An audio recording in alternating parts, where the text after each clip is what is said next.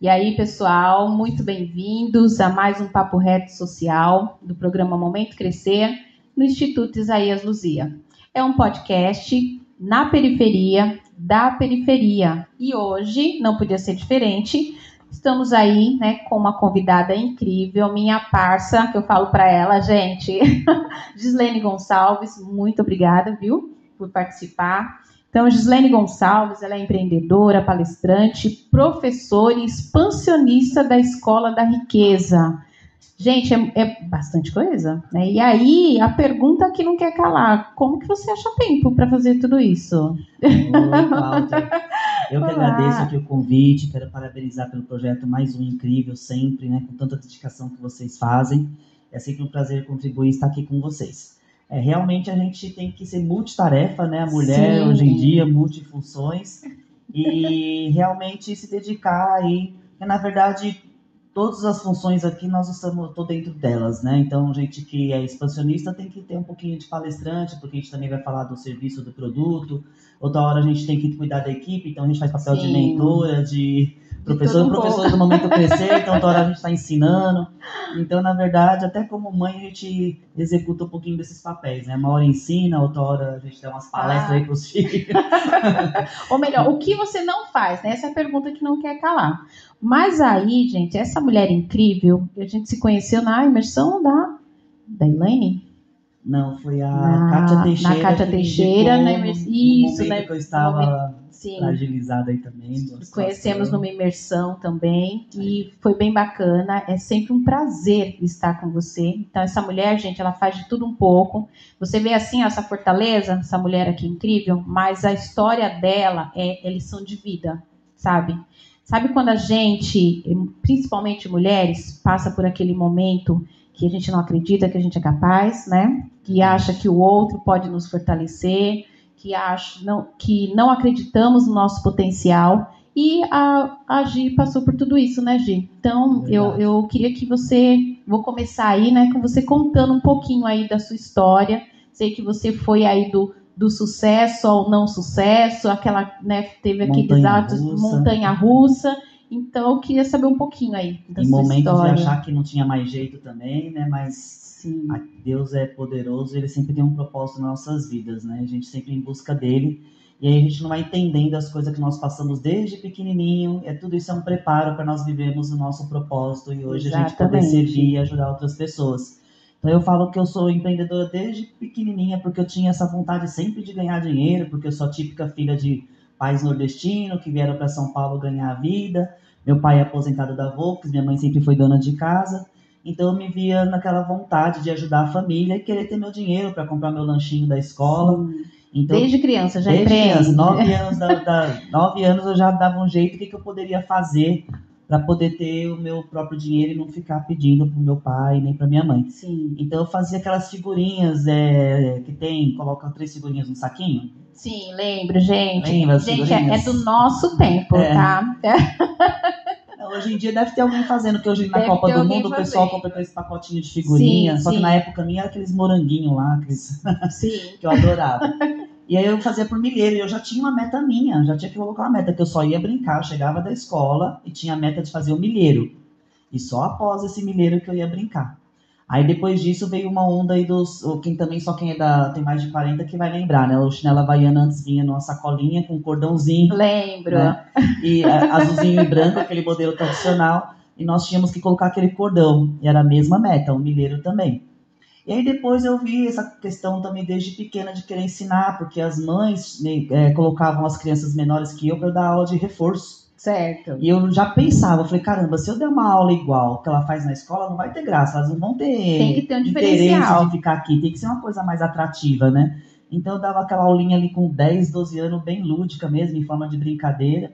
E tudo era uma vez minha mãe foi me procurar, eu estava no final da rua amassando papelão. Dá para ganhar dinheiro? Você vai trabalhar algumas horas? Tá bom, vou lá amassar o papelão. Responsabilidade, então, não tem idade, né? Não tem idade. Atitude também não. Não, eu acho que é proatividade mesmo, que você vai... É o desejo que desde cedo, né? Que nem eu... Para mim era satisfatório aquele dinheirinho comprar um pano de prato de presente para minha mãe, porque era pouquinho. comprar o lanche da escola, porque quantas vezes a gente olhava ali, né, o pessoal comprando aqueles lanches, a gente não podia. Então, quando podíamos, era aquela alegria, né? Então, desde criança foi isso. Eu cresci assim, né, logo depois, com 14 anos de idade, fui surpreendida. Meu primeiro trabalho foi numa imobiliária, pertinho de casa. Cheguei em casa... Aos 14 anos. Aos 14 anos. Eu tinha uma meta que eu tinha que ter meu primeiro registro com 14 anos. Desde sempre eu colocava meta. Você já nasceu com propósito. Com propósito. Que a gente está descobrindo agora, você já tinha desde sempre. Já era, acho que da natureza mesmo, né? Da minha identidade. E aí, meu pai queria ir embora pro Piauí, eles também tinham um relacionamento, até brinco que eu falo que minha mãe é aquela que era chamada de bruaca da novela que acabou. Sim. Que meu pai só chamava ela de palhaça. Então, minha mãe sempre foi aquela que correu atrás de um amor, e meu pai é aquele homem mais grosseirão, né? Que foi criado dessa forma também. Hoje eu entendo que eles deram o melhor, né? Que ele é grosseiro porque teve uma criação bem rústica também, militar, assim. Sim. Então era o que ele dava, né? Mas minha mãe, em busca de um amor, ela veio parar aqui, pertinho, na cidade de Tiradentes. Só que um belo dia eu cheguei em casa, né? Nós morávamos na Zona Leste também, e minha mãe tinha ido embora de casa, sem avisar pra ninguém. Nossa, foi viver um amor. Com 14 anos, com 14 assim, eu que lute, eu que viva. Cheguei em casa, cadê minha mãe? Minha referência ali, né? Meu porto seguro, que nós vivíamos com ela. Ela era dona de casa, nunca tinha trabalhado na vida. E se aventurou por causa de um amor, foi parar na cidade de Tiradentes. Eita. Depois de alguns meses ela apareceu novamente, mas foi um baque ali, eu morar com meu pai. Eu não tinha um relacionamento bacana com ele, né? Nunca ouvi meu pai falar que me amava.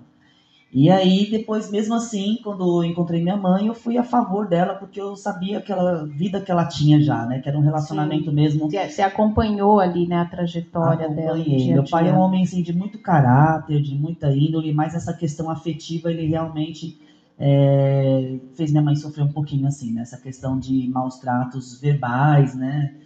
Sociais, ela sempre se achou inferior, uma pessoa... para baixo, nunca teve uma autoestima boa, porque de tantas coisas que ela ouviu o tempo todo por não trabalhar e depender do meu pai. É um relacionamento tóxico que muitas vezes nós, mulheres, a gente demora para identificar. Demora. A gente realmente acha que não somos capazes mesmo, que é dependente, que se o outro não fizer, a gente não faz nada. Exatamente. Então, naquela época era normal, né? A mulher ser submissa ainda ao marido. E aí, quando eu me vi na cidade de Tiradentes, com uma irmã mais nova que eu, 4 anos... E agora, como que minha mãe veio parar aqui? Ela vivia de Avon e Tupperware, fazendo faxina. E aí foi quando eu me vi na responsabilidade de ter um ganho a mais, né? Foi quando eu arrumei um emprego que me falaram, olha, você não vai ter vale transporte, nem vale refeição, nem ticket de nada, nem um benefício, nem cesta básica.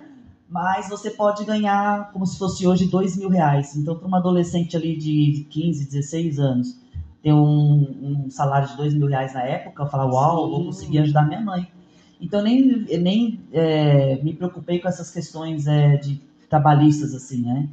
O que eu queria mesmo era ter um recurso financeiro, porque... Era questão de sobrevivência, né? Independente do que eu faça, eu tenho que sobreviver. E como minha mãe foi embora de casa, minha mãe perdeu a causa, e meu pai foi lá e buscou tudo de volta, os móveis. Então, nessa época aí, a gente brincava de bola dentro de casa. Minha mãe conseguiu um fogão que o vizinho deu e um guarda-roupa que ela tinha conseguido comprar, e a casa vazia. Sim. Então, aí foi quando eu me encarei, eu era super tímida, né? Nunca tinha trabalhado com vendas, mas eu vi ali uma oportunidade de realmente mudar de vida. E por ser muito tímida, eu não me aproximava dos vendedores mais antigos, aquela turma que batia o sino, saíam. Não se sentia pertencente ali, né? Eles achavam eles superiores a mim, né? Eu, aquela menina mirradinha ali, da periferia. E aí eu falei, olhava o novinho também na mesma condição que eu. Falei, quer saber, eu vou levar o novinho. Porque aí eu sempre me via assim, mesmo sem querer, inconscientemente, colocando pressão sobre mim. Porque eu falei, se eu levar o novinho, eu vou ter que mostrar trabalho para ele, eu não posso fazer feio. E eu preciso motivá-lo, porque se ele não vender, né, ele não vai ter o vale transporte ou almoço amanhã. Nós tínhamos que fazer uma venda todo dia, para garantir, a meta ali, né? Para garantir que a gente tivesse condições de ir e vir e almoçar e vender mais para ter o lucro. Certo. E nisso eu comecei a levar os vendedores mais novos. Por isso que é interessante, eu já dou essa dica, né? Vão ajudando, faça sem olhar a quem, porque sempre tem alguém te observando. E quanto mais a gente ensina, a gente aprende, né? O aprendizado ali na prática. Exatamente, eu sempre gostei muito de ensinar e eu vibrava, porque cada vez que eu fazia uma vendinha, a pessoa falava, nossa, como você é boa. Então aquilo já foi melhorando minha autoestima, minha confiança. E eu ficava muito feliz de poder contribuir. Eu fazia venda às vezes e dava para ele ter aquele incentivo de vir e continuar e ver que realmente era possível você vender bem e ter um salário bom ali, né? Eu via os vendedores velhos comprando carro, se vestindo com roupa de marca. Naquela época eu tinha um sonho de usar roupa de marca, né? Porque eu sofri muito bullying na época da infância, porque meu pai só comprava roupa de feira. Uma vez eu fui pra escola com tênis dessa cor aqui, ó, cor de laranja, cano alto, a sala inteira ria de mim. Ah, Gislaine veio com o tênis do Zé. E a sala ria de mim. Hoje a gente identifica que era bullying, né? Exatamente, não é nem tanto. Mas isso fez com que eu nunca deixei minha irmã usar um tênis que não fosse de marca. Nunca, nunca, nunca. Porque naquela época eu tinha essas coisas de adolescente de querer, hoje já é mais ainda, né? Então aí... Você era muito à frente do seu tempo, né? Adolescente, de 14 anos, você já tinha propósito, você já tinha meta, você já sabia o que você queria para sua vida. Então isso é muito importante, né? Faz toda a diferença. Sim, porque por viver na cidade de Tiradentes, né, eu vi muita coisa ali, né? Presenciei muita coisa mesmo. O ambiente naquela época, hoje mudou muito. Sim. Hoje, graças a Deus, evoluiu bastante, mas naquela época até a delegacia era assaltada. Então, eu comecei a fazer a faculdade de educação física e eu falei para minha mãe, não tenho condições mais, porque eu chegava meia-noite em casa e eu via o pessoal mexendo com arma, droga na ponta do prédio e assédio até, né? E aí eu falei para minha mãe, olha, eu vou embora, se você não for, fica aí. E aí eu me aventurei também, ela veio morar para a Zona Leste, em outro lugar. Mas nesse tempo da cidade Tiradentes foi muito aprendizado, porque realmente eu com 16 anos depois, quando entrei na editora, com 17 eu já era monitora de equipe, com 18 supervisora e com 19 eu já tinha um departamento de vendas meu e de uma amiga minha. Já estava mais dona de si, já estava mais segura, isso é muito importante. Sim, eu lembro a primeira vez que eu entrei, era na época Casas Bahia, lá no centro, lá, na Mesbla, era Mesbla no centro, que eu comprei um espremedor de fruta de laranja, um monte de coisa de panela para minha mãe. Nossa, aquele dia foi o dia mais feliz da minha vida de poder levar e realmente ajudar minha mãe a pôr as coisas na casa novamente, né? Sim. Então, e foi quando eu percebi, só que eu acho que Deus vai me dando aquele estalo assim do céu, quando chega aquele limite que o propósito já não faz mais parte. Já tem que se inovar, vamos dizer assim. Tem que se inovar. Aí eu vi que eu cheguei ali num momento limitado, que eu não tinha mais para onde crescer, tinha muita oscilação também de vendas, um mês você vendia muito bem, no outro mês você pagava só estorno. Aí era vendedor que não trabalhava com os princípios, sem propósito, não tinha meta, enganava cliente, aquilo me incomodava demais. Antigamente tinha muito isso, né? Porque hoje em dia, quando fala a palavra... Hoje em dia nem tanto, mas antigamente quando falava vendedor era sinônimo de falcatrua, né? De oportunista, oportunismo. Então a pessoa sempre teve um pé atrás com vendas, né? Vendedor era quem não sabia fazer nada e ia vender alguma coisa. Sim. Hoje em dia, com muito orgulho, em vários lugares que eu vou, eu falo, eu sou vendedora, porque vendedora é transformar vidas. É transformar vidas, é o valor, né? De vendas, né? Exatamente. Mudou o conceito de venda, foi que eu vivo falando também, por isso que tudo meu chama com propósito. Vendas com propósito, negociação com propósito, liderança com propósito. Que realmente é sobre não isso. Tem que ter um propósito, né? Hoje a venda não é mais troca de dinheiro por produto e serviço por dinheiro, e sim você tem que curar uma dor, trazer uma fazer solução. A diferença. E você já fazia isso com 14, com 16, com 18? Inconscientemente já fazia, já tinha essa acho que é questão de caráter mesmo, que independente de como meu pai tratava minha mãe, essas questões de caráter, de verdade, sim, de você querer o que é seu e não do outro, isso aí, esses valores eles foram me ensinados, né? Certo. E aí depois disso eu conheci o pai dos meus filhos, e aí eu peguei aquele ranço da editora, eu não conseguia mais, quando eu pego o ranço assim, eu não consigo mais, já aconteceu com você? Sim, já. E pra mim é o clique do céu, assim, ó, chega, já deu. Ficar doente quando chega na empresa, vai chegando, vai você já não faz mais aquilo com amor, aí o resultado já não vem mais, aí você já não quer mais estar ali. E meu pai falava isso pra mim também, ó, quando o ambiente já não tá legal, mesmo que você ganhe bem, é o momento de sair. Exatamente. E aí nisso ele trabalhava na área de enfermagem, né, de resgate, e as empresas de ambulância chamavam ele para fazer entrega técnica das ambulâncias, né? E aí eu comecei a acompanhá-lo, achei interessante aquele mundo. E aí falei, nossa, que interessante, né? Eu demorei 3 meses, porque saí de um mundo de vendas, de assinatura de revista, que foi 13 anos que eu fiquei ali dando treinamento, seleção, né, de vendas. E aí nesse mundo automobilístico eu falei, gente, que interessante, mas eu demorei 3 meses para entender que Fiat era Ducato, que Sprinter era Mercedes, as marcas dos carros. Eu chorava para entender. Eu ainda estou entendendo, referente à marca de carro. Cara, eu falei, gente... Não, hoje a variedade está tão... tanto que eu até desisto já de tentar entender as marcas. Mas como era carro utilitário, as vans, né, eu tinha que aprender. E ali começamos a fazer um trabalho de representação. Foi quando nos obrigaram a ter um CNPJ para ser representante daquela empresa. Foi quando nasceu o primeiro CNPJ. E aí veio aquele clique, olha que interessante, agora tem um CNPJ. Aí tem até meu treinamento, Sim, já tinha 19 ou não? Já tinha mais? Já tinha 20. Um pouquinhos, Certo. Aí eu falei, nossa, abri um CNPJ, e agora? Que é o nome de um dos meus treinamentos. Sim, gente, é sobre isso. Sou MEI, abri CNPJ, e agora? Porque às vezes a pessoa começa a empreender e está tão desesperada para regularizar tudo. Quando regulariza, o que eu vou fazer com isso?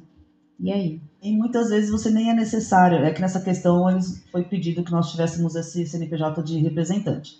Mas aí eu falei, por que eu vou representar uma pessoa sendo que eu posso ter o meu próprio CNPJ? Sim. Só que aí a pessoa, né, nas minhas palestras eu ensino o que não fazer, né? Porque eu não tinha planejamento de abrir uma empresa, não tinha dinheiro guardado e fazendo um plano estratégico. Não, as coisas foram acontecendo, foram indo. Aí eu abri no CNPJ, só que sem informação nenhuma, porque não tinha conhecimento nenhuma de gestão de negócio. Peguei uma contabilidade de uma pessoa que estava terminando o curso de contabilidade por questões financeiras. A pessoa me colocou no lucro presumido, ou seja, não sabia que era o lucro presumido, que é uma modalidade hoje que o imposto é muito alto e não tinha necessidade nenhuma de eu colocar. Quando eu colocava os impostos, eu não conseguia concorrer com os concorrentes, né? Ficava muito alto o meu preço. Então, durou um ano, esse CNPJ foi para o ralo, porque realmente totalmente não falta teve de informação, de conhecimento. Aí, por estratégia, abri um CNPJ só no meu nome, que era a Fábrica de Negócios de Transformação Automotiva. Aí a FAG Brasil se tornou o nome fantasia, que era o Fabrício, né, Andrei e Arthur e Gislene, que são meus 2 filhos. Sim. E aí eu falei, meu Deus, como que eu vou fazer essa empresa ser conhecida sem dinheiro? Falei, vou pôr anúncio grátis na internet, que naquela época também, 2000 e pouquinho, não era tão assim internet. Então eu coloquei anúncio grátis, que eu acho que até hoje funciona, porque isso ajuda você subir no algoritmo ali, né, no Google. E aí você vai chegar numa parte que é muito importante. Empreendedoras, como divulgar o meu negócio sem dinheiro? Então, senta, deixa essa louça aí, para de varrer a casa e presta atenção aqui na Gislene. Papel e caneta na mão. Papel e caneta na mão, que agora vocês vão saber. Vamos lá. Parece que não, mas funciona. Eu coloquei anúncio gratuito em mais de 30 sites que até hoje tem. Se você colocar lá, tem. O LX é um dos mais conhecidos. Anúncios no Facebook mesmo, começou, né, o Facebook. E começamos fazendo reforma de ambulância. Eu falei, como que eu vou ter oportunidade? A ambulância na época saía em torno de 35 mil, a customização de uma ambulância UTI.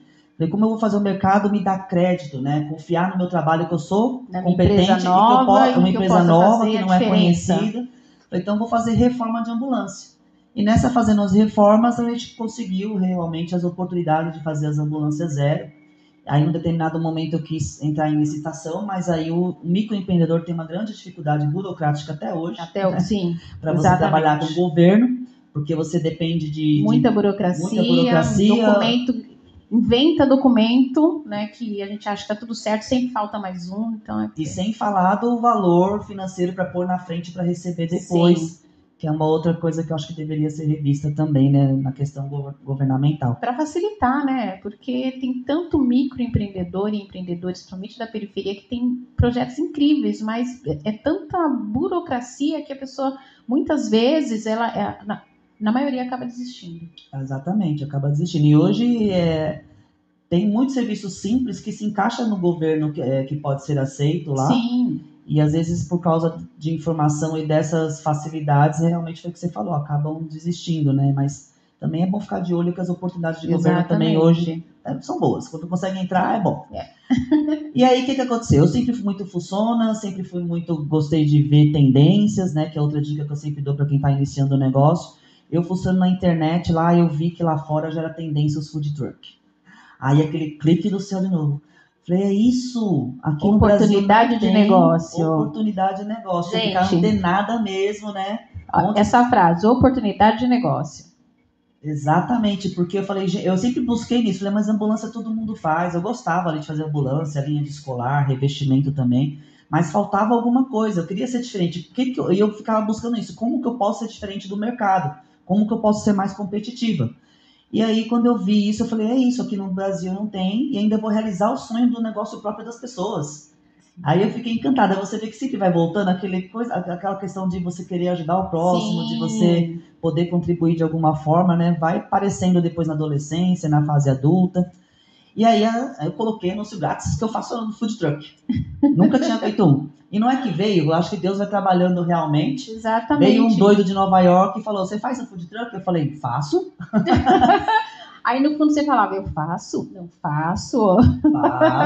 Faço. Eu também eu dou essa dica. Eu não sei se é positivo ou negativo. Eu acho que é positivo essa ousadia, assim, esses riscos que eu gosto de. É ser empreendedora, né? Por isso que tem a diferença de empreendedorismo e ser empreendedora. Empreendedorismo é o que você acabou de falar, é a capacidade de identificar um problema e através de um nicho, que é o diferencial, solucionar um problema que ajude no dia a dia das pessoas. Agora, isso são produtos.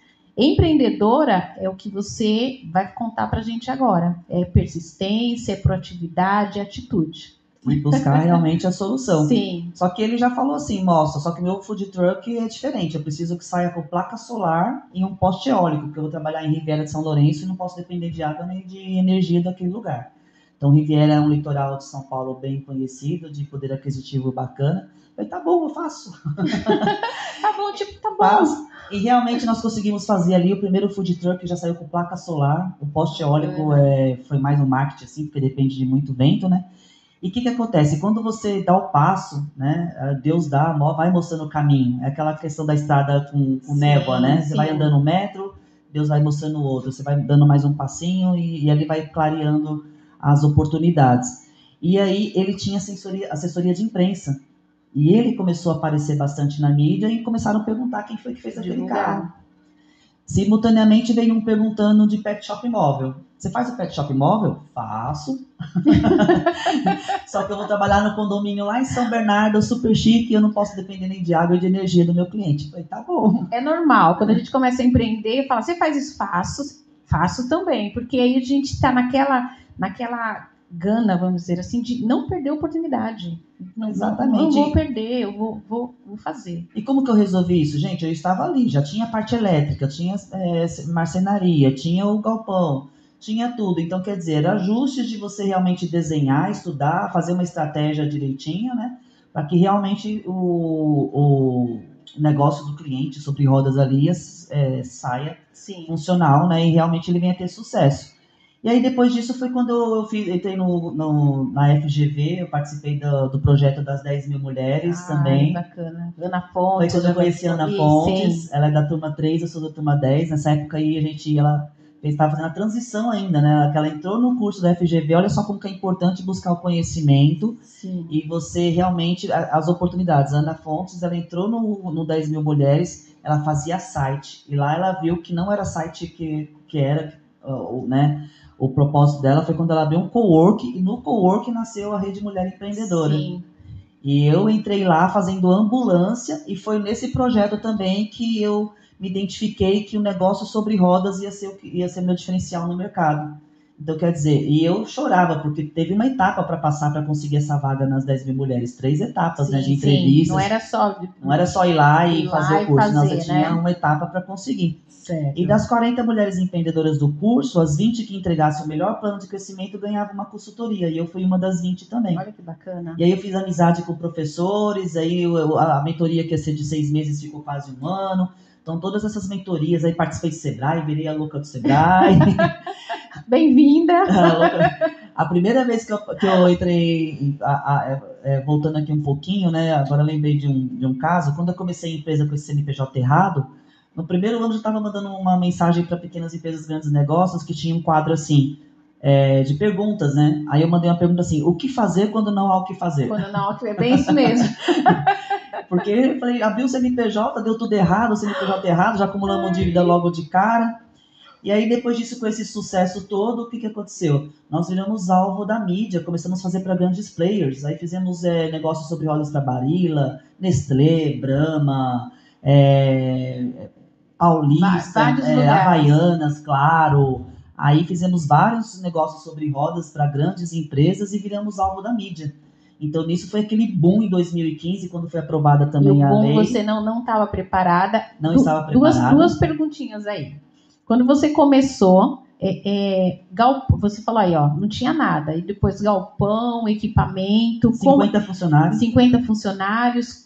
Galpão, espaço. Como que você fez para ter esse espaço? Por que eu estou perguntando? Porque às vezes a gente começa a empreender e quer montar uma loja física. Mas fala, cara, né, o que fazer quando a gente não tem o que fazer? Não tem o que fazer.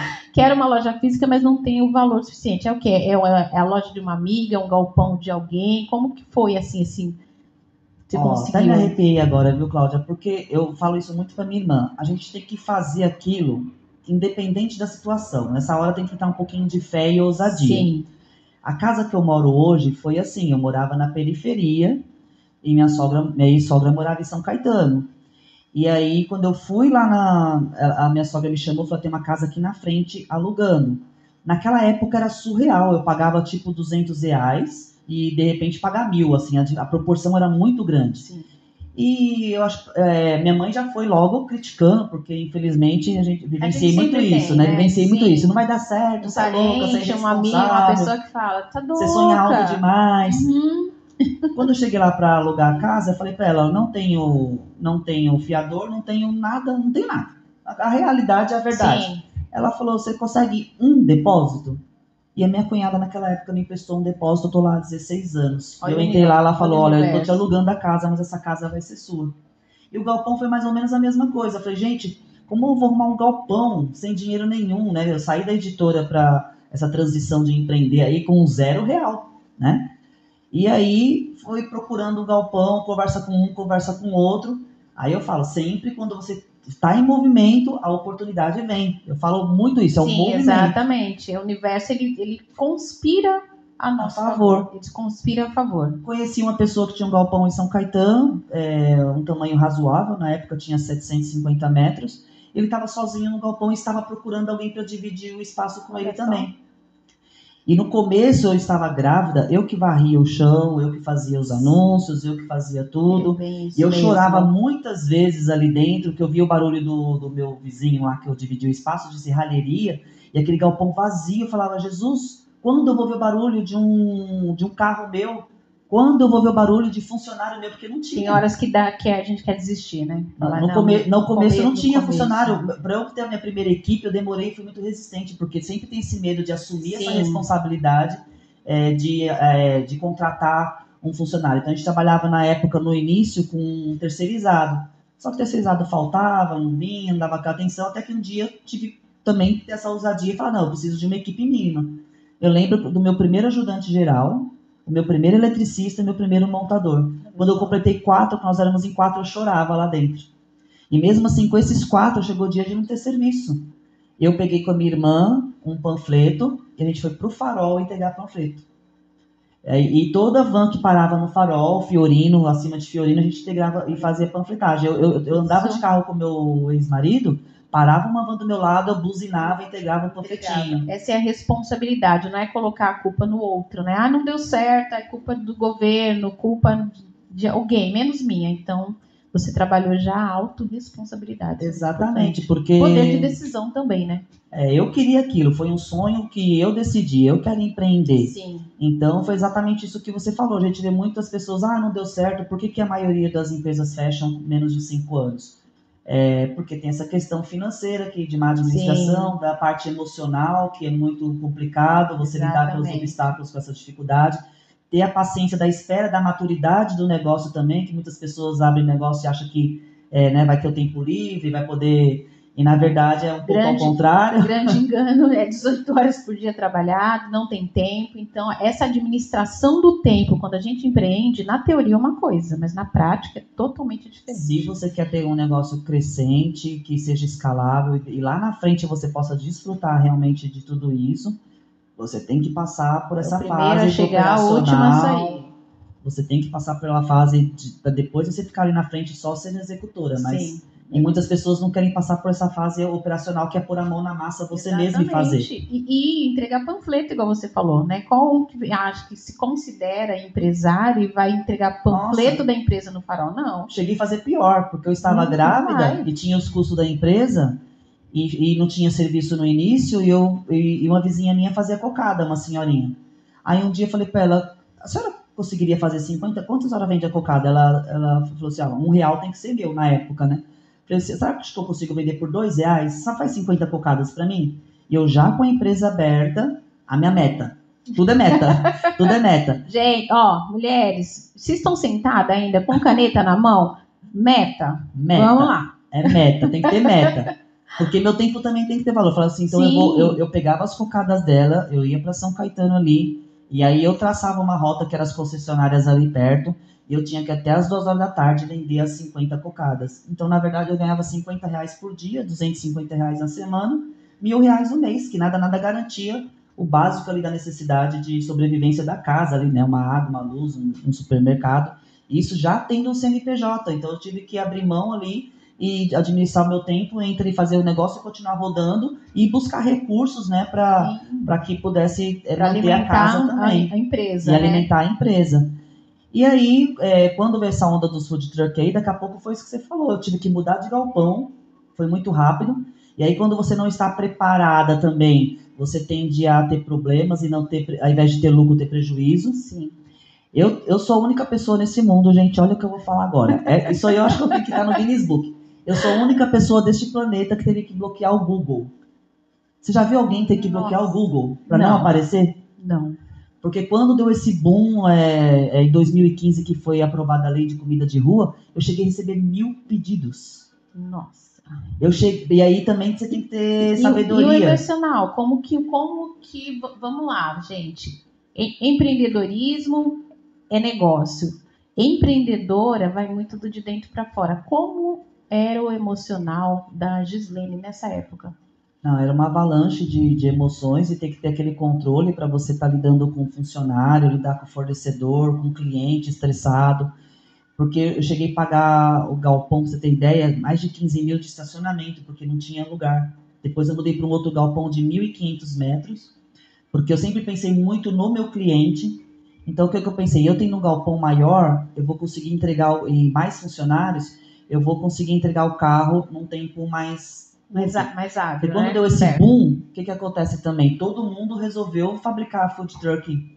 Aí quem fazia cozinha resolveu fazer food truck. Quem fazia baú resolveu fazer food truck. Aí começaram os genéricos, né? Aí vem os genéricos. E aí começaram a denigrir também o mercado, porque eu cheguei a pegar reformas ali onde tinha sistema de gás misturado com elétrico, a ponto de explodir ali, né? E a gente tinha muito esse zelo, a gente fazia manual, tudo de acordo com as normas, né? E foi quando a gente ganhei premiação de gestão empresarial de São Caetano, ganhei premiação de inovação, ganhei premiação do Senai e o Sebrae, né, de ID Awards lá, que foi um projeto com ambulância também, de inovação. Certo. E aí foi quando aquele boom, nós saímos em tudo quanto é revista, televisão, eu me senti assim, a popstar. Eu sou o poder, sou o poder. Porque toda semana... Aí, por que eu contei lá no comecinho? Lembra que no comecinho eu falei que eu mandei lá no finalzinho da Pequenas Empresas e Grandes Negócios o que fazer quando não há o que fazer? Sim. Depois eu saí 3 vezes na revista Pequenas Empresas, 2 páginas, e depois eu saí 2 vezes no programa Pequenas Empresas e Grandes Negócios. Então, olha aquela só, empresa que era o auge, né? Era o auge. Aquela empresa que eu já não via mais o que fazer, mas eu perseverei, busquei outros caminhos, né? Então, quando você persevera, persiste, acredita no seu potencial, no seu negócio, busca conhecimento, busca ajuda, sim, porque você sozinha você não faz nada. Sim. No momentos difíceis, eu cheguei a falar para o funcionário, olha, não tem o seu salário. Ou a gente trabalha para poder mudar a situação, ou a gente vai fechar tudo. Exatamente. E chegar um dia de colocar, ou vier cortar a luz, eu fazer assim, como me dar luz, assim, não vai cortar. Não. Você que lute, não vai me cortar a minha luz. Esse dia ficou na memória porque ele chegou 11 horas da manhã e meio-dia ia ser o almoço. Falei, não, você não vai cortar a luz. O pessoal tem que almoçar. Eu só pensava nas pessoas. Como que e sem luz, como que eu vou continuar trabalhando para ter recurso para pagar a luz? Moça, mas eu vim fazer meu trabalho, eu vim cortar a luz, é meu trabalho, vou chamar a polícia, então chame. E quem vê cara não vê corre, né? Mas... Então chame, porque eu precisava desse tempo e a gente correndo realmente ali para conseguir um pouquinho de cada um para pagar uma luz e manter o negócio aberto. Então você vê que eu tive esse auge, todo mundo olhava para mim, Gislene, você tem uma empresa de milhões, Gislene, você tem ali uma mina de ouro. Eu nunca achei esse garimpo. Mas... Os mineradores ali, as pedras não chegavam até a mim. Não chegava, o ouro tinha, mas cadê? Onde está o ouro? E aí você foi dessa mulher incrível, que foi a ascensão, né? E olha como o de dentro para fora é importante. Eu sei um pouquinho, né, da sua história e empreender em negócio, empresa, na vida profissional estava tudo ok, né? E aí a gente fala que a estatística de mulheres que sofrem, né, com relacionamento, com dependência emocional. Quando que você percebeu que você, dentro desse turbilhão todo, ainda estava sofrendo violência psicológica? Dentro de um relacionamento. Com o pai dos meus filhos, o que eu sofri muito, né, por ter sido filhos de pais separados, então era essa questão de família muito forte em mim. Então eu fiz encontro de casais, eu fiz casados para sempre, tudo para manter a minha família. E a questão é que eu acho que ele tinha esse probleminha de traição, até brinco de novo que eu deveria estar no Guinness Book de novo. Porque só que eu descobri de traição foram mais de 10, fora as que eu não sei, lutando pela minha família. E foi aí justamente que essa questão emocional conta muito. Se eu tivesse o autoconhecimento da Gislene que eu tenho hoje, a inteligência e o equilíbrio emocional que eu tenho hoje, talvez as coisas teriam sido diferentes. Mas naquele momento, com esse turbilhão de coisas de não conseguir entregar o serviço em dia, o que era lucro virava prejuízo. No mesmo dia eu convivia com os dois, o sucesso e o fracasso. Daqui a pouco vinha o Sebrae, me chamava para palestrar em algum lugar, e daqui a pouco, quando eu voltava para minha realidade, eu estava lá louca, como que eu ia entregar o carro do cliente, porque os processos não funcionavam. É uma coisa muito importante que o empreendedor tem que prestar atenção nesses processinhos abençoados, que uma coisinha que fica ali detalhezinho faz a diferença. Você, né? não consegue ver o lucro da empresa. E aí, a parte dessa que você falou de emocional veio no meu segundo relacionamento. E aí, para fechar esse ciclo da FAG Brasil, só para eu concluir, veio essa turbulência aí de não conseguir entregar, o cliente me xingava, estelionatário, eu vou acabar com sua vida. Então, essa pressão acabou comigo, porque eu tenho uma consciência muito tranquila que eu nunca usei dinheiro de ninguém, para nada.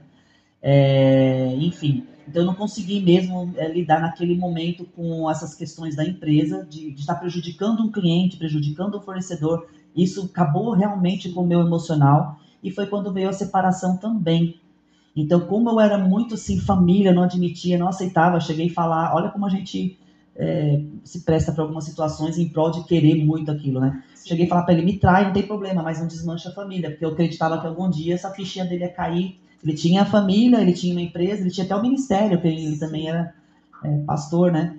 Então, realmente, aí foi quando uma pessoa que faz trailerzinho resolveu assumir a FAG Brasil em prol de resolver esses problemas de funcionário, cliente e fornecedor. E aí, no entanto, ele não cumpriu, porque o intuito era eu levar meu know-how, né, e a tecnologia que eu tinha. Então, eu não admitia que o parafuso não fosse de aço, porque o negócio do cliente não podia parar. Qualidade, né? Era o meu posicionamento no mercado, né? Eu tinha valor, mas eu tinha essa qualidade. Também. E aí começou a denigrir, colocar parafuso ruim, ao invés de inox, colocava fórmica. E aí, de novo, veio aquele ranço, de novo. Sim. Não conseguia mais entrar naquele lugar, porque o meu propósito já não estava ali, já não condizia mais. Aí foi quando eu me vi, falei, ó, me dá o que vocês me devem que eu tô indo embora. Era um restinho de Prolabore. E aí eu fui embora acumulando uns milhões de dívida e do zero, né? E aí foi quando eu conheci... percebeu o momento de virar a página, né? Página. Então, uma vez eu fiz uma caixinha de pergunta perguntando qual que é a parte mais difícil de empreender. Eu falei, mais difícil que empreender é recomeçar. Porque uma vez que você já teve todo esse sucesso, faturamento, uma condição de vida de poder viajar, filho em colégio particular, você se vê ali zerada. 0, 0, 0. É muito difícil. Você ter essa consciência, ter um equilíbrio emocional. A CLT já não se encaixa, porque a gente já se descobre líder, se descobre é dona do nosso destino, né, da nossa vida. Então, realmente o recomeço é... Aí, eu também sou formada em Educação Física, né, em Gestão Empresarial, e aí eu conheci uma pessoa que era do mundo esportivo, que se dizia do mundo esportivo, se dizia jogador da Seleção Brasileira de Basquete, da Olimpíada de Sydney, e aí foi quando começou essa fase minha de relacionamento tóxico, e foi onde eu comecei a me perder. Porque como ele se dizia atleta, eu comecei a divulgar o nome dele e eu fiquei mais nos bastidores. Eu nunca fui de bastidores e eu nunca acho que eu vou ser dos bastidores. Eu faço também o trabalho de bastidores, mas eu gosto de ser protagonista sim. Você foi contra tudo, porque normalmente Contra a tudo. mulher, quando ela tem um relacionamento, primeiro ela divulga o outro. Mulher é sempre em segundo plano e você sempre se colocou em primeiro plano, você Sim. inverteu. Primeiro, depois você se colocou em segundo, mas vamos lá, conta aí. Aí, eu achava que esse segundo CNPJ foi aberto só no nome dele, por causa do problema do primeiro. E aí eu falei, nossa, eu vou arrebentar, vou levantar rapidinho, porque tudo de errado eu já sabia, né? Já estava dando até palestra do que não fazer, já era palestrante já. Então, e realmente foi. Realmente foi, eu já sabia, né? Eu ganhei o prêmio da FGV lá de um dos melhores planos de negócio.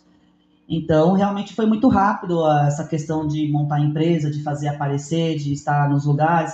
Então, nós começamos a trabalhar com roupa esportiva e suplementação. Certo. E aí, essa pessoa começou com uma crise de ciúmes de uma hora para outra. Fiquei 1 ano levando a pessoa para academia, querendo que ela tivesse uma alimentação saudável, e para a igreja. A pessoa queria me levar para drogas, prostituição e bebedeira. Hoje eu estou abrindo isso aqui, que eu nunca abri nem para ninguém, mas foi mais ou menos isso que eu passei. E eu confesso que muitas coisas que eu não fiz na minha adolescência, eu me sujeitei nessa fase, e hoje eu me arrependo muito. Então eu tô falando isso por quê? Porque tem esses sinais que vão acontecendo. No comecinho, quando ele tinha ciúmes, eu achava bonitinho, porque o pai dos meus filhos não tinha. Primeiro conquista, né? Conquista a gente.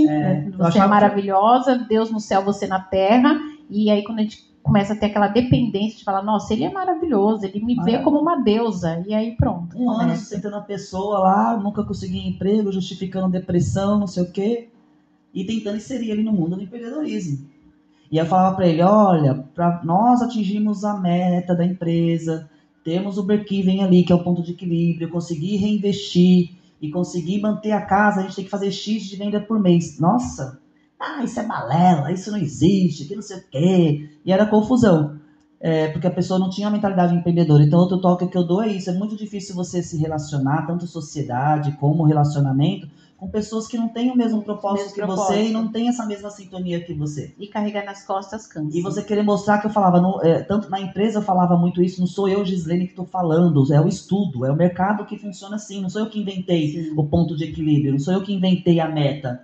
Né? Sem meta, se você não atingir X números, você não vai ter lucro. É matemática e não tem como fugir disso, né? Só que a questão maior foi a questão de ciúmes, então a pessoa clonava meu celular.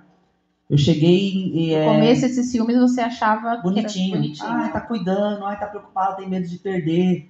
Mas depois começou excessivo demais, assim, de um controle gigantesco, de eu olhar na minha carteira assim e falar, gente, o que a gente vai comer hoje? Eu com R$3,75, e eu falar pra pessoa, o que a gente vai comer hoje? E eu peguei de novo uns perfuminhos da Anna Paris, não sei se vocês já viram, que é uns pequenininhos assim.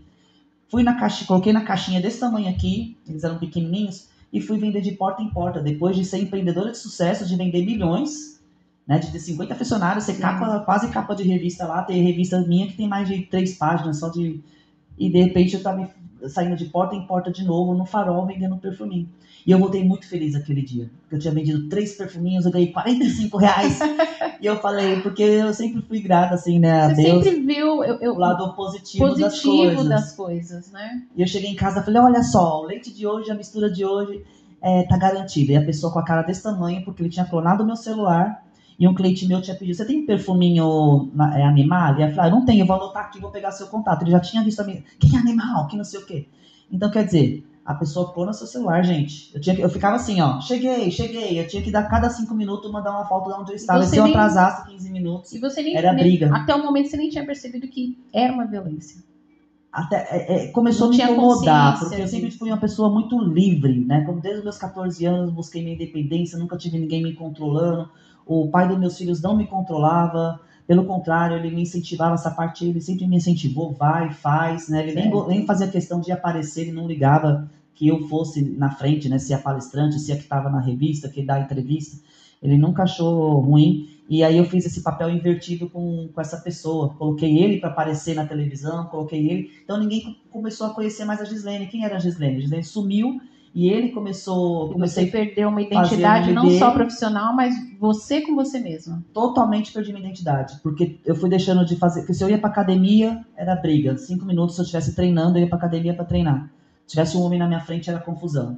Se eu fosse para um restaurante, eu tinha que sentar e olhar para a parede, porque se eu sentasse para frente e tivesse algum homem, era confusão. Qualquer lugar, acho que 100% dos passeios, se fosse passear no parque, eu tinha que olhar para o chão. Porque se tivesse com alguém melhor vindo de frente comigo e eu olhasse, era confusão. E eu tenho certeza engordei que 12 quilos, porque eu comecei a achar que era melhor ter paz do que ter razão. E muitas mulheres, com certeza, devem aí estar se identificando com esses sinais, gente. Você falando, eu passei por uma violência psicológica. Quando eu fui dar conta, 5, 6 anos depois, eu falei, gente, não acredito. Eu passei por isso, então é coisas que a gente não acredita que a gente está passando, né? Que a gente se submeteu a isso. Como que as coisas vão ficando tão imperceptíveis, porque o inimigo é sujo mesmo, é imperceptível. Sim. E o tempo vai passando, você vai deixando de conquistar, você vai deixando... Eu sempre fui do presencial, sempre gostei de dar treinamento presencial, estar no network, encontro de mulheres empreendedoras. Eu sumi de ir nesses lugares, parei de treinar, vivendo em prol da pessoa. E aí, além das violências psicológicas, porque a pessoa me acusava de traição, de mentirosa, de estar fazendo coisas que eu não fiz, que também eu sempre tive essa postura de mulher casada, de mulher empreendedora. Então, além dessa pressão psicológica, que aí começou a ter agressão física.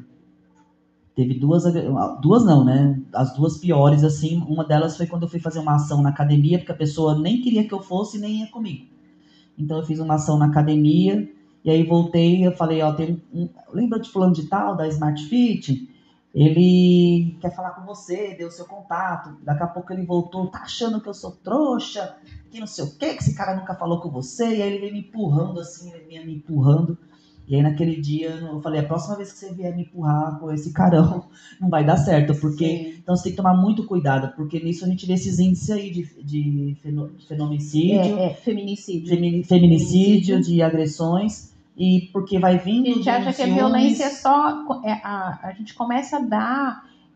perceber quando é a física, mas já estava vindo isso, né? E sem você perceber, né? Sem eu perceber. E aí teve uma agressão muito feia, que quando ele me sufocou, eu comecei a gritar aos vizinhos, a gente foi parar na delegacia. Mesmo assim, depois, que é outro erro que as mulheres cometem, dá uma segunda chance, e geralmente essa segunda chance vai estar lá na estatística também, uma coisa ruim. E aí eu comecei a fazer minhas lives na pandemia. Falei, eu vou começar a fazer minhas lives, porque eu tenho 25 anos já empreendendo, então eu posso ajudar as pessoas, né? E não deixa de ser uma forma das pessoas me conhecerem. E era um inferno, porque toda vez que entrava um homem na live, esse homem causava. Aí lá vai a Gislene de novo, melhor ter paz do que ter razão. Aí, quando foi 1 ano atrás, eu tentando inserir ele no mundo do empreendedorismo, eu levei ele para a Alphaville, na imersão da nossa amiga Elane Julião. Apresentei ele para uma pessoa, né? E aí essa pessoa chamou ele e ainda falei assim, tá vendo, amor? Você nem queria vir no curso. Olha como que Deus trabalha, né? A mulher vai te ajudar, vai te apresentar para um monte de gente, vai levantar o seu nome aí. E nisso ela pegou pesado nos nudes, levou ele para dormir lá na casa de uma pessoa famosa lá, eu não vou ficar citando nomes aqui. Sim. E aí todos os meus projetos que eu fiz com ele, que eu sempre tive o sonho de ter uma academia, aí eu via nos stories dela e dele lá, eles visitando todos os projetos, ele foi me excluindo dos projetos, e aí Você foi tendo livramento, o universo foi te livrando, mas a gente, quando está nessa dependência, a gente nem percebe que está sendo liberta, né? Foi um livramento real, mas foi uma fase muito difícil, por quê? Porque eu construí uma marca com ele, a empresa estava numa crescente, e aí a marca ele foi levando as roupinhas para Alphaville, falando que era para divulgar, para vender, e a outra desfilando com as roupas lá. E aí, um belo dia ele voltou no Dia dos Namorados, eu falei para ele que ia voltar a fazer minhas lives. Aí ele falou, pra quê? Para um monte de macho entrar? Eu falei, nossa, eu não acredito que você está falando isso. Eu falei, tomara que entre um monte de macho. Eles sejam avivados, transformados, renovados, restaurados, sejam inspirados, que esses são os objetivos das lives. E aí nisso ele começou a me xingar e deu um soco na minha boca. E aí nesse dia eu dei um grito mesmo aí, realmente você também se torna tóxica, Sim. Né? Porque às vezes o outro é tóxico e quando você vê, a sua reação é tóxica também, porque você acaba não admitindo os xingos, não admitindo as acusações, e nem sempre a gente tem esse equilíbrio emocional para aturar tudo isso, a gente também fica tóxica, retribui muitas vezes da mesma maneira. E aí eu dei um grito naquela casa. Imagina, chega! Né? Chega, de todos os anos, né? Foi libertador mesmo. E é o grito que tenho certeza que muitas mulheres que estão assistindo nesse momento, é o grito das mulheres está aqui, ó. Gente, põe pra fora, precisa, grita com força. Porque não vai mudar, você, com desculpa, força. Vou melhorar, isso não vai acontecer. Acontece, eu tenho certeza que quem está me ouvindo já passou por isso, não é uma nem duas, acontece de novo e vai acontecer a terceira, e não vai mudar. E seus anos vão se passando, você vai se desgastando. É a pessoa, é a mulher, é a atitude. É aquilo que você escolhe, é aquilo que você tem, né? Então, eu permiti aquilo durante 5 anos. 5 anos eu permiti essa situação. E aí, quando ele foi pra lá, dormiu com ela, eu falei, não precisa voltar mais. Ou seja, no dia seguinte, eu acordei com R$30 na carteira e sem empresa de novo. Porque estava no nome dele. Gente, ó, fiquei sem palavras aqui. Essa mulher, a história dela é um tsunami, né? Vamos dizer assim. E foi empresária, subiu, foi no topo, desceu ali, né? Quando a gente fala que a gente desce, tem mais uma portinha que a gente cai. Subiu, passou por tudo isso, né? Psicológico, no profissional, no emocional, no financeiro. E hoje, quem é essa Gislene aí maravilhosa? O que você faz, né? Gente, ó, eu quero falar 2 horas. Mana Lê, a gente pode ficar mais uns 40 minutos, porque tá terminando e tá muito bom isso aqui. E quem é essa mulher hoje, nessa fortaleza, de se reinventar, né? Porque você é fênix, eu já te falo, né? Eu me inspiro muito em você, em tudo. Olha como que é o propósito de Deus, né? Quando aconteceu tudo isso, foi pior do que a separação do pai dos meus filhos, porque é a segunda vez, e só que essa vez a entrega foi demais. Eu me entreguei, eu deixei de ser eu mesma, né? Então foi muito dolorido, e aí chegou um momento que eu falei, não tem mais o que fazer. Eu cheguei a pensar besteira mesmo. Eu falei, meus filhos têm um bom pai, né? Com todos os defeitos, ele é um ótimo pai. E eu comecei a escrever uma carta na madrugada, Cal. Eu não tem mais por que razão estar aqui. Né? Eu acabei prejudicando o nome da minha mãe também. E aí eu falei, escrevendo uma carta na madrugada, a Sandra Celino, não sei se você conhece lá de Alphaville, hoje ela é minha amiga, mas na época... Sandra, quero te conhecer. Tem um livro que chama Cicatrizes Não Sangram, também que tem uma história maravilhosa. Sim. Mas eu só tinha visto ela uma vez lá na imersão lá da Elaine.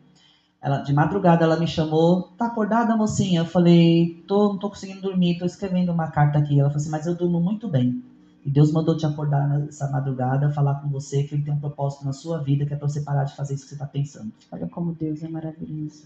E aquele dia foi um choque mesmo. Gente, é forte isso, hein? Que você falando assim, muitas mulheres, com certeza, tá escrevendo uma carta, querendo desistir de tudo. Olha só. Acha que não tem mais jeito? Mas tem. Ele está dando algo que você tem condições de suportar e tem o melhor preparado para você. Eu vou contar o melhor que está por vir ainda. Aguenta, tá acabando já. Esse podcast não foi por acaso que você entrou e está assistindo, já deu seu like, continua aí. Que nem diz nossa mentora, né? Não é coincidência, é deucidência, você está assistindo aí. É a Priscila Sá, um amor linda, amo. Maravilhosa. E aí, eu comecei essa busca realmente do propósito. Senhor, o que o Senhor quer da minha vida? Para que eu estou aqui nessa terra? Né? Questionar, porque justamente isso, parece que quanto mais você luta pelo bem, você tenta correr, fazer o certo, parece que as coisas dão errado, mas continue firme fazendo o certo, não deixe os manjar da vida aí, porque os convites vêm de sair do seu propósito e da sua identidade real mesmo. Verdade. E aí nisso eu comecei a fazer de novo nos network, foi quando eu vim aqui, conheci que foi outro presente de Deus. Eu vou falar a real agora pra você, que você não sabe. Uma coisa. O papo é reto, mas eu não estou preparada para ser tão reto. Mas...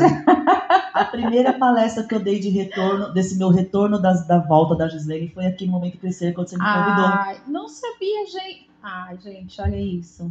Foi minha primeira volta. Todo podcast, a pessoa que chora. Eu falei, gente, eu tenho que parar. Isso não é papo choro, não é papo reto. Nossa, que bacana. Foi a primeira oportunidade que eu tive de estar palestrando novamente, depois desses 5 anos aí que eu fiquei ausente dos palcos e das... E foi maravilhosa, foi incrível. Porque eu dei treinamento muitos anos de vendas, né? E quando você me convidou para fazer um treinamento, uma palestra aqui sobre vendas, Eu vim daquele jeito, super nervosa. Mas, e foi a partir daí que eu comecei a estar nos movimentos novamente, voltei para academia, graças a Deus já eliminei 6 quilos, ainda tenho um caminho para percorrer. Tenho caminho ainda para percorrer. E aí um belo dia eu fui na academia, eu fui no encontro de mulheres, eu fiquei andando na rua, deu então Gislaine voltou! Aquela sensação do resgate da identidade, de eu ser eu mesma, de fazer as coisas que eu gosto. De ser quem você é. Exatamente. Isso. E mesmo assim, ainda com as roupas esportivas, trabalhando, e aí, mas esse desejo de ensinar veio mais forte ainda, que aí acho que Deus vai direcionando mesmo. Aí 2 coisas que aconteceu que me fez me posicionar, né, no que eu sou hoje, né? Uma que eu fui em Alphaville, um convite lá num evento, o carro capenga, eu esqueci meu óculos, deixei meu filho em casa numa noite. O que eu tô fazendo aqui, Senhor, nesse evento, nesse lugar longe? Simplesmente para ouvir essa palavra. Olha como que Deus usa quem Ele quer e a hora que Ele quer. Sim. A mulher do meu lado olha para mim e fala assim, Deus está mandando você sair da teoria e ir para a prática. Porque, gente, empreendendo há mais de 25 anos. Sim.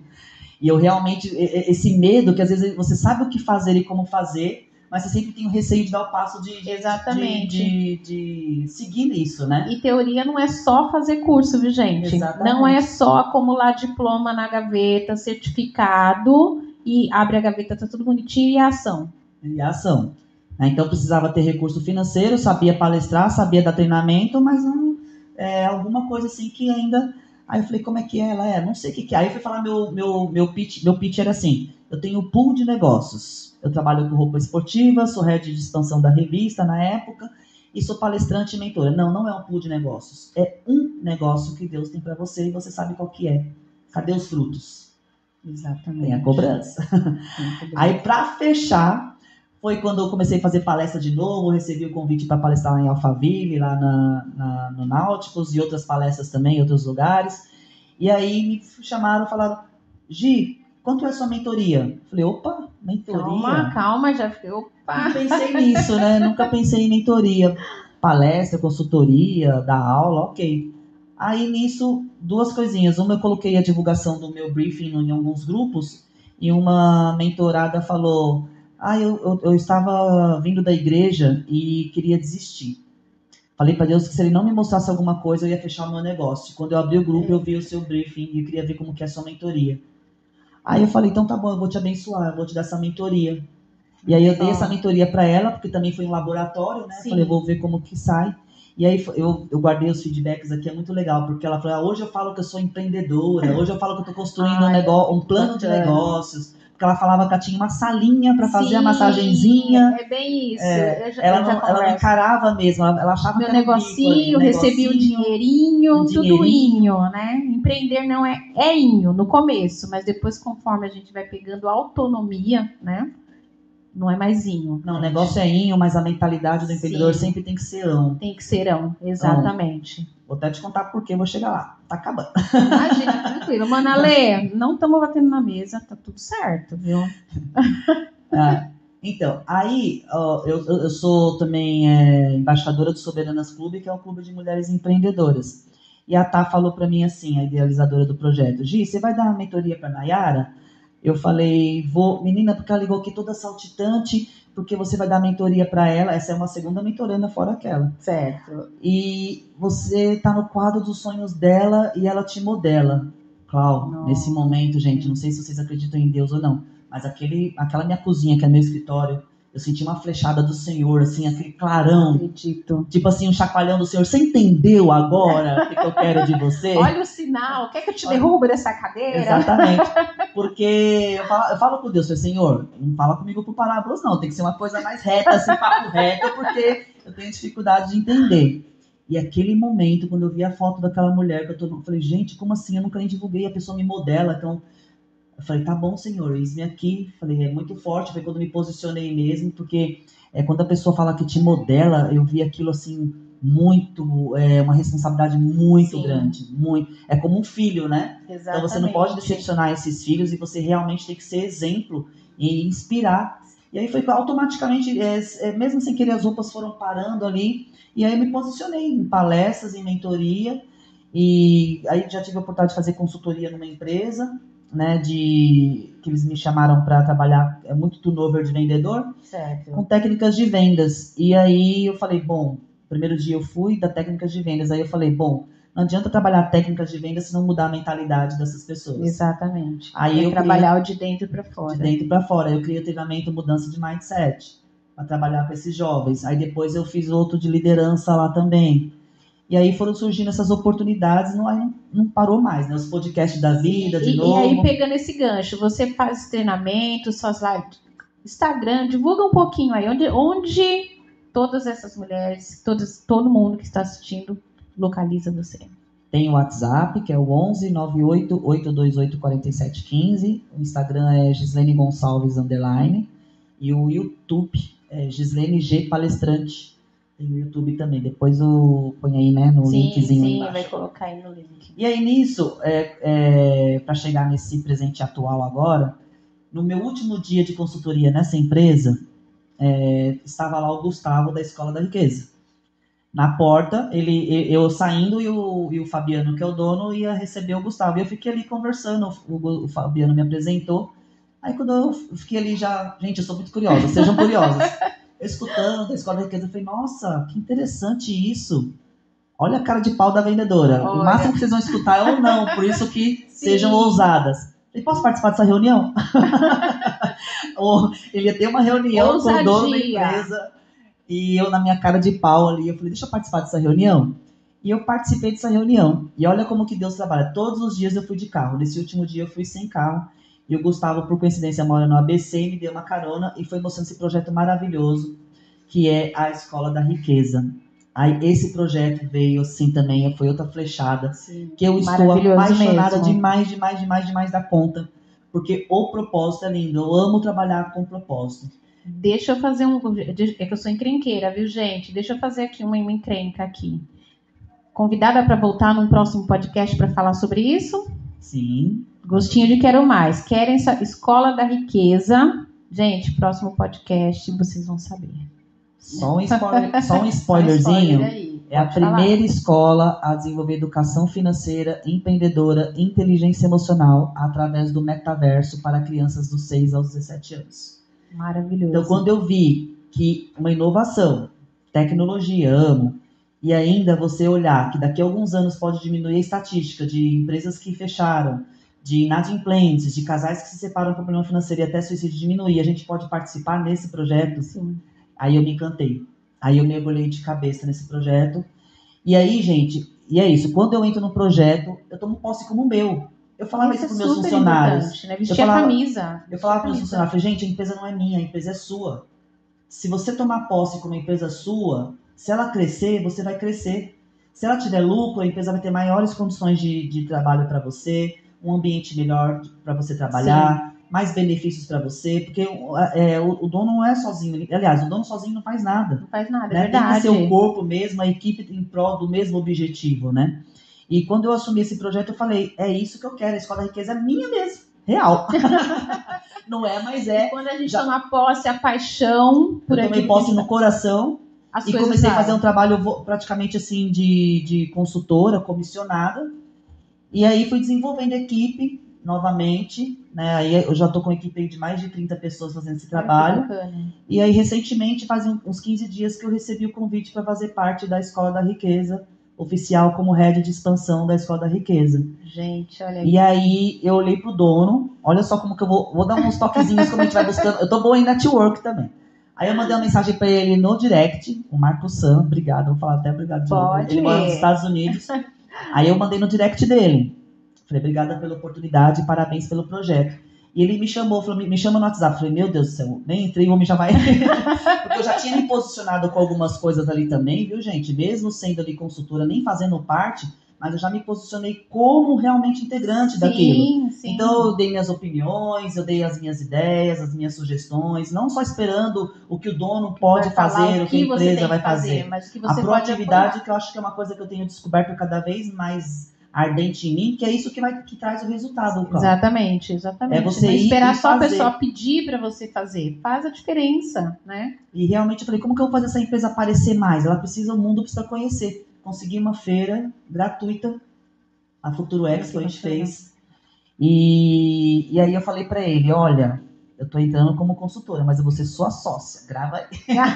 Vai ficar gravado, que daqui a pouco vocês vão falar. Porque eu tomei como posse minha. Então eu quero fazer esse projeto crescer realmente, para que crianças e adolescentes e famílias tenham acesso a esse conteúdo e ter a oportunidade de crescer realmente como empreendedora.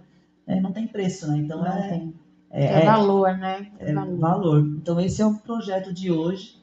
Convido todos a conhecer escoladariqueza.com.br. No meu Instagram também tem bastante conteúdo. E essa é a Gislene de hoje aí, buscando sempre inovar. E eu acordo 24 horas respirando esse projeto hoje, né, maior. E o que eu posso fazer para essa empresa crescer? Isso aí talvez deveria ser pensamento só do dono. Então, eu quero deixar esse recado, não é só para o dono, é para você que intraempreendedor, que trabalha na empresa. O que você pode fazer para inovar dentro de onde você trabalha? Exatamente. O que eu posso fazer para que mais pessoas conheçam o meu produto? O que eu posso fazer? Inovação, né? Inovação. Para que, é necessária. Né, para que essa empresa tenha lucro e todo mundo cresça. Se ela tiver lucro, a gente vai estar em vários lugares, mais pessoas vão ter acesso, mais pessoas vão ser beneficiadas.